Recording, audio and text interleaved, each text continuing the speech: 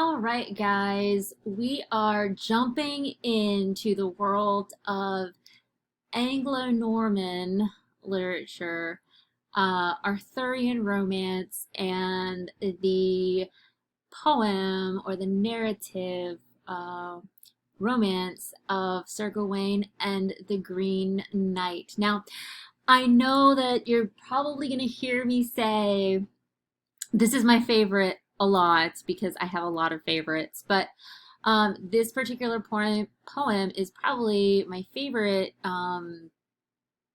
piece that we are going to read in this unit. So let's jump in with a little bit of background. I am going to break this lecture series up into probably three parts. A background portion, talking about parts 1 and 2, and then parts 3 and 4. So in this video, we are going to talk about the background, the form and the language, and the kind of structure of the poem. So Sir Gawain, oh, sorry. Oh, no. Oh, okay, I didn't make a mistake. Sir Gawain and the Green Knight comes from the late 1300s with an unknown author. Now, we know that the poem originated in the kind of northwest part of England, somewhere near the town of Chester, and we owe this kind of piece of scholarship to Tolkien. I know I mentioned him last week, but Tolkien was a phenomenal linguist. He studied all sorts of languages, and by studying the dialect and the different kind of lexicons of this particular poem, he was able to pinpoint that this poem was written within a 20-mile radius of the town of Chester. And that's just an aside. So anyways, the authorship is unknown, but it is commonly accepted that the author of this poem is also the author of Pearl, Patience, and Purity. And that's three, all those are bound in kind of 3 volumes into one manuscript. And for this reason, the author is known as either the Gawain poet or more commonly the Pearl poet. It's written in an alliterative style known as the bob and wheel.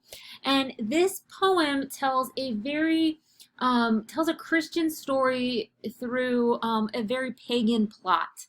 And I say that because what we see here in this poem is the weaving together of 3 Celtic folktale Celtic elements, and those include the beheading game, which is kind of a form of medieval Russian roulette. Here, let me take my battle axe and take a swing at your head, and if I don't kill you, I'll take my chances. So the beheading game, which is central, it's kind of the frame that builds this whole story. A temptation scene or the temptation game, and then this idea of the exchange of winnings. And that kind of goes back to a little bit of the Anglo-Saxons when we had this kind of gift exchange, the gift giving, the Lord was the gift giver, the gold giver. So we see a lot of our kind of Anglo-Saxon roots as well in this story. So also combined with this poem are 2 stories that are well known to the medieval audience, and they fall under the kind of umbrella of King Arthur, and the 2 kind of stories that a medieval audience would be familiar with would be Arthur's Round Table, or the Knights of his Round Table, and his feud with his half-sister Morgan Le Fay. So if we look at kind of and I want to talk a little bit about the myth of Arthur because that's one of our overarching themes for the entirety of the unit. I mentioned last week when we were discussing the Anglo-Saxon roots that King Arthur is kind of this heroic folk figure from the pre-Anglo-Saxon Britons, and in the starting with the 12th century, three authors are really responsible for the early accounts of Arthur and the most legendary history of Britain. And I'm not going to go through all of them, but usually these stories are set in the remote past. They are heroic accounts of national origins, and they have this kind of blended embellishment of oral tradition to kind of forge these Arthurian accounts. So essentially, King Arthur becomes this ideal embodiment of what it means to be British, and what it means to be kind of a mode of perfection. His kingdom is Camelot, and I'm sure that you guys are all familiar, even if you've only seen just the kind of Walt Disney version of the Sword and the Stone. But Camelot is this land of perfection where, I mean, there's a reason why they call JFK's presidency the new Camelot. So, anyways, I digress. The Camelot, where we have King Arthur, Queen Guinevere, and the Knights of the Round Table, who are the most famous for representing this kind of chivalric ideal, which is what really replaces the code of heroism or the heroic code of the Anglo-Saxons, where men are brave, they had honor, they showed gallantry toward women, they upheld Christian values in warfare, usually a good lover. And I'm going to come back to this idea of what it means to be a lover, because it's not what we consider when we think about being a lover today. It goes back to that idea of courtly love, which we'll talk about. They showed courtesy or gentility to all people. So basically, it's all about being a gentleman. And usually, these knights, to be a good knight, you have to be willing to sacrifice themselves for the king and the ladies, because they are seen as the weak. So they, you have this kind of transfer. I'll talk about that in just a second. So, anyways, King Arthur, besides the Knights of the Round Table, known for their model of chivalry, the other story that this story, Sir Gawain the Green Knight, plays off of is the feud between Arthur and his half-sister Morgan Le Fay, who has, I mean, depending on the story that you look at, depending on if you're looking at French versions of her, if you're looking at the Latin versions of her, or if you're looking at the more modern, and I say modern, I mean like Thomas Mallory at the 15th century,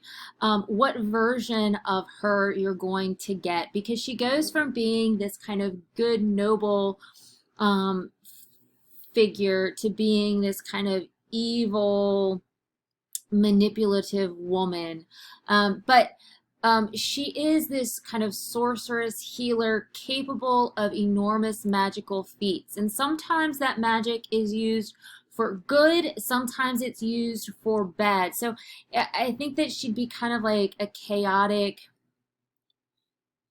good, or like chaotic neutral, or something to that effect. So depending on the story depends on the kind of version of Morgan Le Fay that you're going to get. But Morgan Le Fay centrals in this story, and not really until the end, but it's assumed that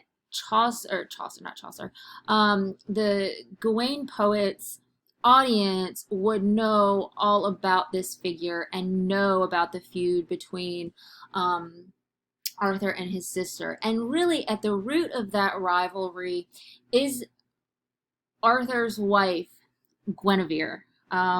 Morgan Le Fay does not like Guinevere. And usually almost all of the problems that happen between Arthur and his sister happen because of her. And you know what?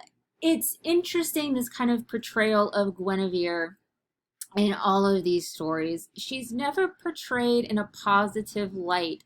She's adulterous, she's manipulative, and she's not a very good wife to Arthur. And we're going to talk about that over the next few weeks. But keep that in mind, that that kind of rival between Morgan Le Fay and Guinevere, and this idea that Guinevere is not portrayed as kind of a good person. If I'm honest, she's more of an Eve-like figure in this in Arthurian literature. So, what about the language? Well, Sir Gawain and the Green Knight is an example of Anglo-Norman literature. And if you remember back to last week, I said that the Norman invasion, or the Battle of Hastings in 1066, that ended the Anglo-Saxon period. And if you look at, I have a picture here of Sir Gawain and the Green Knight in its original form, in its original manuscript. And I know that you're thinking it still looks like a foreign language, it still looks different to me. And you're right, it still very much differs from our modern version of English, but it is a little bit different. It starts to look more Englishy, but this is what the Anglo-Norman writing would look like. And there's another, not only does it evolve the kind of characters that, or the words of language, it also infuses French language and culture into medieval England. So in the 11th century, England was invaded and conquered by the Normans, who were a Germanic people occupying the northern part of France. And following that victory over the Anglo-Saxon English at the Battle of Hastings, the Norman ruling class, the new French Anglo-Normans, infused much of their own French language and culture into medieval England. So how does that relate to Sir Gawain and the Green Knight? Why does that matter? Well, what happens is that these Anglo-Normans who come in, that French ruling class, it's because of them that the legends of the Celtic English King Arthur become popularized. They become so popular, and they are widely circulated through these tales of courtly or knightly adventures, or otherwise known as romances, that really replace the epic, like Beowulf, that heroic epic, as the most popular form of poetic narrative. So what we have here with the Anglo-Normans and the Norman invasion is a change in culture, a change in language, and a change in genre and form. So the genre of Sir Gawain and the Green Knight is considered to be a romance. And I don't mean romance little r, I mean romance big R. It's not like the romance novels with Fabio on the cover that you find lining the grocery stores. That's not the kind of romance I'm talking about. Romance, it's a form that plays on the concern of identity and loss of it. It's a way, it's a form, or a way that a nation can really establish their own culture, etc. And it comes from Romance, which is a language stemming from Latin. And in the 12th century, it's applied to a specific type of narrative made popular in France through Breton lays, or songs, so to speak, that come from a specific part of France, Bretagne or Brittany. And the most popular writer of these romances are Marie de France, the mother of kind of romance. And FYI, there's going to be an extra credit opportunity for you to read A Breton Lay by Marie de France, if you should take advantage of it. It is another example of an Arthurian romance. And another French writer who is credited for being the father of medieval Arthurian romance is Chrétien de Troyes. So what is Arthurian romance? Well, Arthurian romance are narratives that center around the legendary figure of Arthur, the codes of chivalry, and the codes of courtly love. And this is really kind of an evolution of the heroic code that we talked about with the Anglo-Saxons, where we have loyalty to a warrior of a warrior to a lord. Instead, here we have loyalty of a knight to a king. And a romance takes an interesting structure, and it begins with a hero. This is a hero's journey, or a hero's quest, where he is integrated or a part of society, and he must be disintegrated. He must go out into the wilderness, into the wild. He must be detached from society. Oh my goodness, it's like the Wanderer, in order to be reintegrated back into society. In other words, in order to be found, in order to have this kind of self-discovery, we have to be lost. So the focus here is on the journey, the lesson learned through this kind of disintegration, that he can then bring back that lesson and teach it to the society that he has left. So there are 4 elements of a romance, and the first is a hero's quest or adventure. They are on a search for someone or something.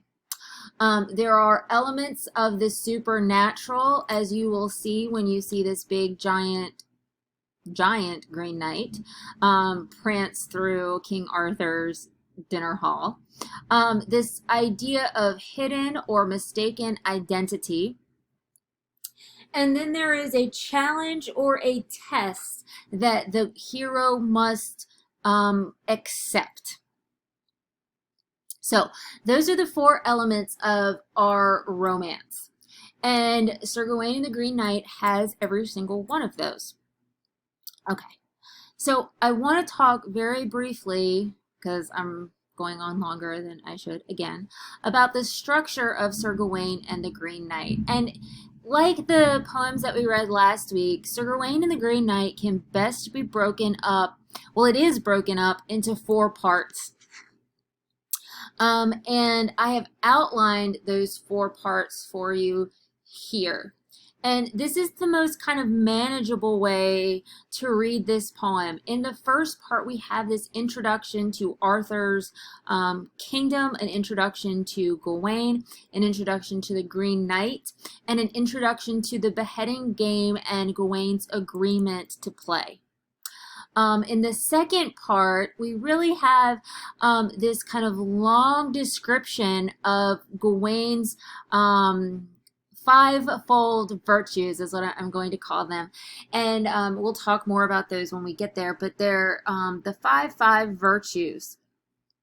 And woven in that, we have his search for the Green Knight, his arrival and welcome at this mysterious castle in the middle of nowhere in this wilderness, and his meeting with the inhabitants and a new agreement formed with the lord of this castle. And a lot of this right here focuses on feasting and the exchange of food. And then we have the 3 days of exchange. We have deer. Basically, we have game, wild game, in exchange for kisses. And that sounds really weird right now, but it will make sense when we talk about the 3-day exchange, where Gawain is kind of facing this unknown test or this unknown challenge. And then finally, in the fourth part, we have the tryst at the Green Chapel and Gawain's return from his journey, his reintegration back into Camelot, back into society.